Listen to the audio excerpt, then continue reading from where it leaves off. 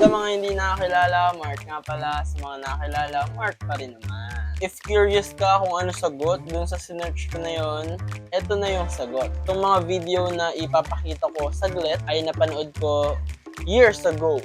And gusto ko lang i-share sa inyo para if ever may makapanood nito and aspiring filmmaker, aspiring vlogger na nag-struggle din when it comes sa pagkuha or pag-possess ng mga equipment na malulupit, maging encouragement sana to. Bakit sa dinabi-nabi ng camera, ito yung camera ko? Wala, ito yung nakakapag-record ng moment na meron ako ngayon eh. So, sa akin, as long as na nagagampanan ng camera ko, yung gusto kong gampanan niya, good camera siya para sa akin. Itong camera na to ay nare-record niya yung gusto kong mapakita yung lugar, mapakita yung itsura ko doon, kung ano, yung ano yung emotion ko nung nare-record ko yun. As long as na nagagawa niya yun, the best camera siya para sa akin. Kasi ito yung camera na meron ako eh. Sana ma-realize yun na maraming magandang camera. Sobrang daming gandang camera. Pero hindi sa'yo. Tama, mali. Kasi di ba ang mamahal nila. So, kung ikaw, kung meron kang cellphone, kung meron kang digicam, kung meron kang ito lang meron ka. Gawin mo lahat ng pwede mo magawa gamit yung camera na yun. Kasi nasa sa'yo yan eh. Kung paano mo gagamitin yung isang camera. Kung paano mo palalabasin yung full potential ng camera. Kahit anong camera, guys. As long as na-record mo yung gusto mo ma-record, ayos yun. Kahit ano pa yung tsura niya, men. Hindi naman lahat ng tao nanonood dahil lang sa quality ng video. And it doesn't matter if you shoot Pentax, Fuji, Nikon, Sony, Canon. It doesn't matter at all because everyone has different uses for a camera. Some people just want pictures of their kids. This guy wants product photos. You want stock photos. They want video, YouTube. It all depends on what you're into. If all your budget can afford is something like this, but it checks the boxes for what you're into, then that's the camera you should get. If it doesn't check any of those boxes and you want to do things beyond that and you think you might grow out of it, that's not the camera for you. Maybe you need to go with a different brand or something completely different, and that's totally okay. But the premise of this video was to show you that you can take good photographs, you can make money, you can make this into a career, you can have a lot of fun with it with cameras that are cheap.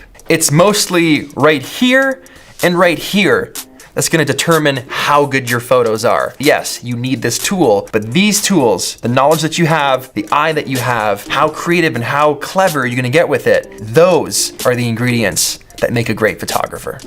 You know, a question I get so often by up-and-coming creators and people that are new to YouTube is what kind of camera should I use? And my feedback is always, it's not the camera, it's how you use it. Story. Story is all that matters. Story is golden. Story sits atop of that gigantic pyramid that is filmmaking. Let me do another diagram.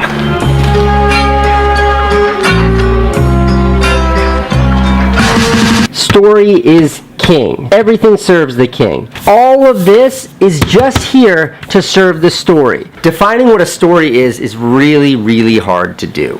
Not sure there's actually like a generic formula to telling stories. You have to find something that an audience is interested in and then share it with them in a way that they're also interested in. I couldn't agree more dun sa mga sinabi na yon. Meron din si Emma Nimedes. Hindi ko lang sure kung anong vlog, so hindi ko makita masyado. And ang reason bakit ako gumagawa ng video na to is recently, bumili ako ng isang action cam. Maybe I'll get into the details of this sa next video, pero for now, ang gusto ko lang i-highlight is tinesting ko na tong action cam na to. So, papasok na ako today. Right now, nag-aayos ako ng gamit. Itetest natin tong action cam ko. Tignan natin kung maganda siya in low light, kasi gabi na. It's 10:07. Papasok na ako. Tignan natin kung anong magiging itsura sa labas, sa biyahe, and maybe sa office. So, here's my bag. Kompleto na yan, ID, charger, pera, and meron ako dito na extra battery for the action cam.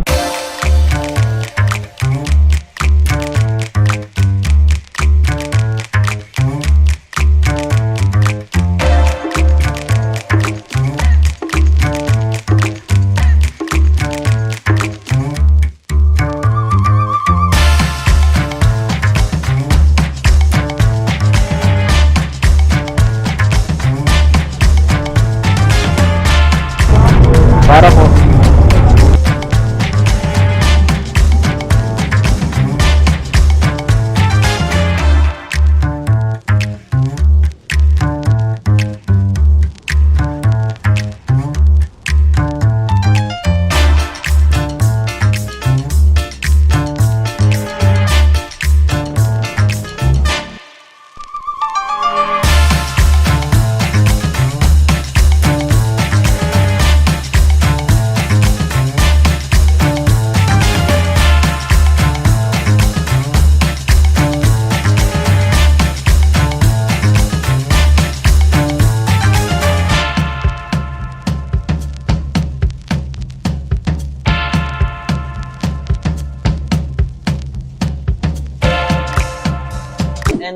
right off the bat, kitang-kita, rinig na rinig, hindi maganda yung mic nung action cam na nabili ko.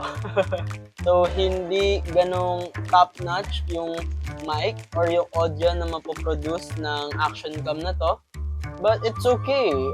Meron namang nabibiling external mic. Meron naman akong external mic na nagagamit. Mainly, pang video lang to. So, hindi naman kailangan lagi nagsa-sound record or nag-audio recording gamit to. As long as it can serve its purpose, which is to record moments, record what's happening around you. And as you saw, I tried to use this in different lighting situations. So, nasa labas, traffic lights, street lights, LED lights sa jeep, yung ilaw sa elevator, yung well-lit station ko, well-lit office or production floor namin. And ginamit ko rin siya after shift. So, nagala ako dun sa Greenfield. And then, I took some clips. Here you go.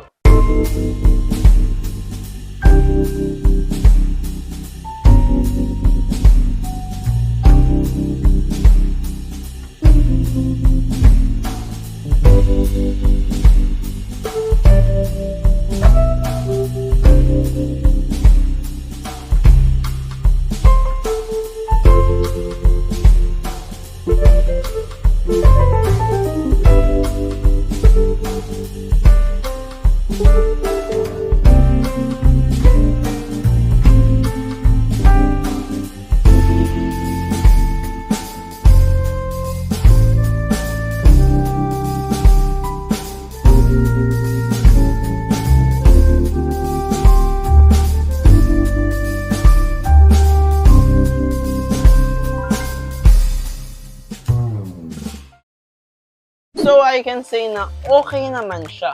Okay naman siya, no? Hindi naman siya ganun kasama. Pwede na. For better understanding or better appreciation dito sa action cam na to and sa skills ko. Here's a side-by-side comparison nung original clip from here and sa color graded na clip.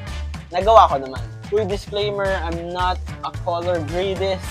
I'm not a colorist, hindi ko alam anong tawag doon, pero I do what I know, I do what I can with the things that I have. So I think okay naman yung ginawa ko, I think okay naman yung mga pag-color grade ko somehow, no? Na-color grade ko siya, na-improve ko yung clips from here to my likings, no?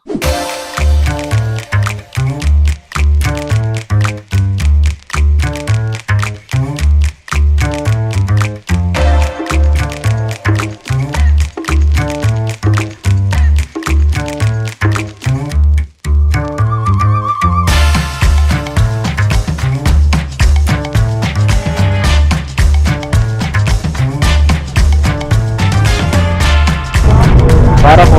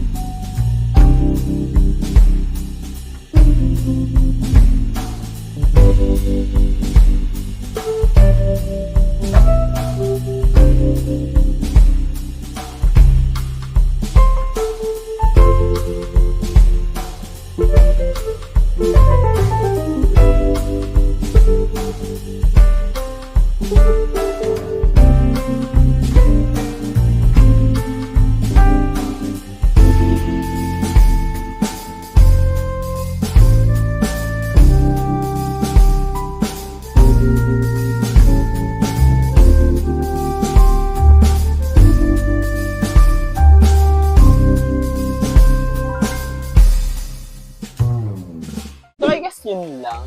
Hinighlight ko lang naman talaga yung action cam na nabili ko and I think okay naman siya and based sa nakikita nyo na clip ngayon, I think worth it din yung nabili kong Tofu Light. So yeah, bumili din ako ng Tofu Light.